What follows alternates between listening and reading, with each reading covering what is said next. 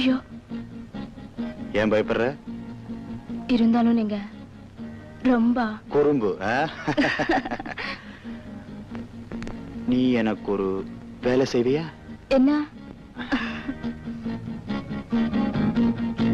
இந்த லெட்டரை ராதா கிட்ட,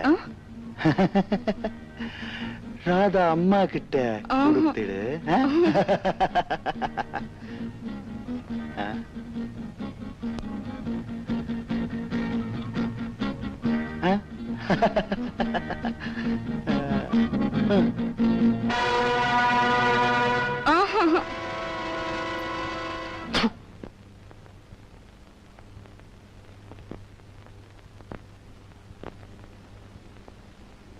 என்ன தேடுற? யாராவது இருக்கீங்களேன்னு பார்த்தேன்.